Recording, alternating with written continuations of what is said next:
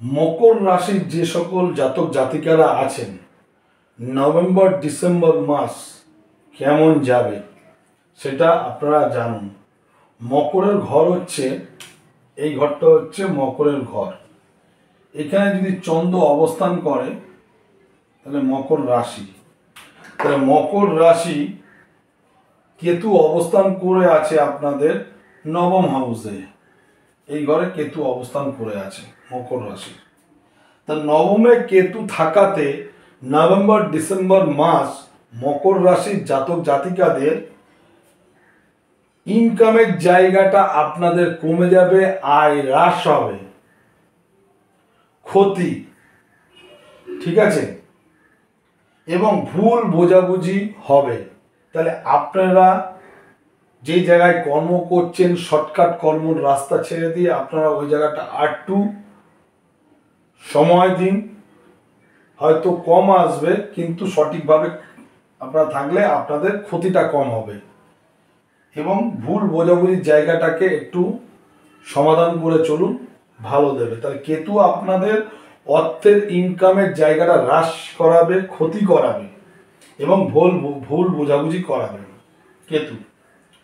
রাহু বসে আছে আপনার এইখানটায়, তাহলে রাশির 1, 2, 3 তৃতীয় হাউসে এই যে রাহু বসে আছে।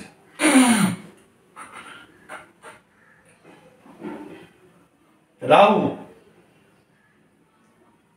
মকর রাশির জাতক জাতিকাদের নভেম্বর ডিসেম্বর সাফল্য লাভ করাবে। তাহলে রাহু আপনাদের তৃতীয় হাউসে বসে নভেম্বর ডিসেম্বর সাফল্য লাভ আপনাদের নিশ্চয়ই করাবে, কিন্তু স্বাস্থ্য হানি ঘটানোর একটা রাহু আপনাদের শরীরের ওপর স্বাস্থ্যহানি ঘটাবে।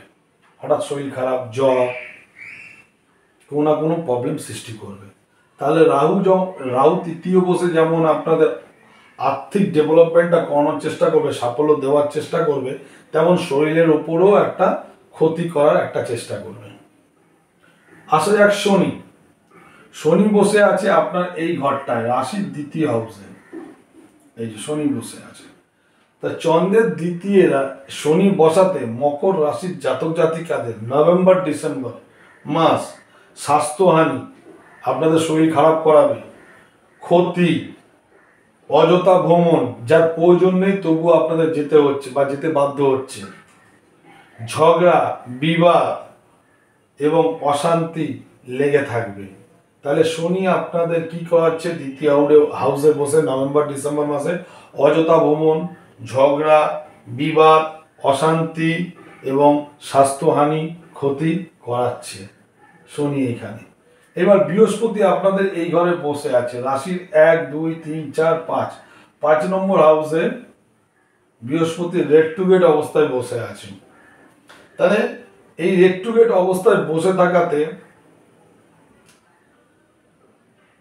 পঞ্চম হাউসে রাহু এই বৃহস্পতি থাকাতে আত্মীয় স্বজনের সঙ্গে ঝগড়া, কলহ, মানসিক অবসাদ এবং দুঃখ, ঠিক আছে। আর যখনই রেড টু গেটটা কেটে যাবে, যখনই বৃহস্পতি নিজের চালে চলতে থাকবে, তখন এই ঝামেলাটা আরো বাড়তে থাকবে আত্মীয় স্বজনের সাথে, ঠিক আছে। বন্ধু বান্ধব বিচ্ছেদও হতে পারে। আসা যাক মঙ্গল। মঙ্গল বসে আছে আপনার সপ্তম হাউসে,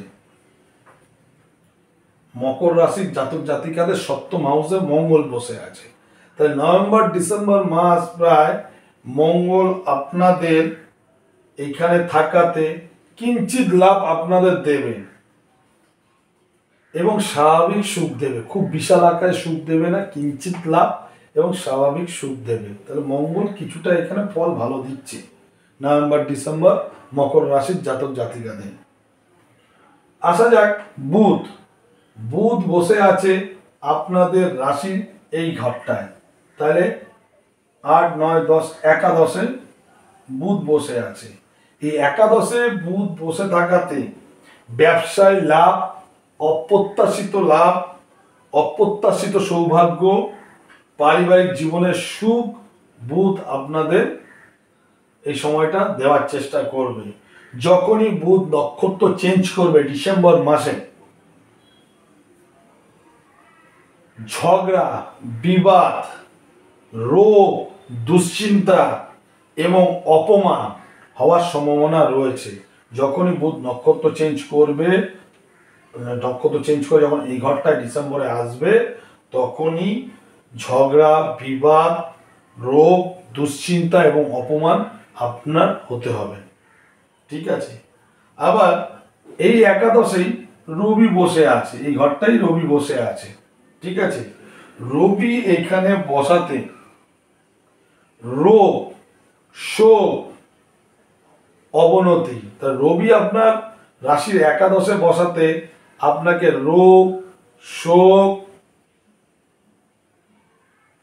ঠিক আছে, এবং অশুভ ফলগুলো প্রদান করবে। ঠিক আছে। রোগ, শোক, অবনতি এবং অশুভ ফল রবি আপনাকে নভেম্বর ডিসেম্বর মাসটা পুরোপুরি দিতে থাকবে। তাহলে মকর রাশির লোকেরা কোনো রকমের তর্ক বিতর্কের মধ্যে যাবেন না, নিজেদের কাজের মধ্যে ফোকাস রাখুন, ভালোভাবে কথা বলুন, কোনো মাথা গরমের চেষ্টা করবেন না। যদি নিয়ম মতন করে আপনি সুষ্ঠুভাবে চলতে পারেন, আপনার গ্রহ ঠিক আপনাকে তার পজিটিভ ফল দেবে। ঠিক আছে। তাহলে মকর রাশির জাতক জাতিকাদের নভেম্বর ডিসেম্বর মাস কেমন যাবে সেটা আপনাদের তুলে দিলাম। ভালো লাগলে লাইক এবং শেয়ার করবেন। এরপরে আসবো ডিসেম্বর, আর 2025 জানুয়ারি আপনাদের মকর রাশি কেমন যাবে। নমস্কার।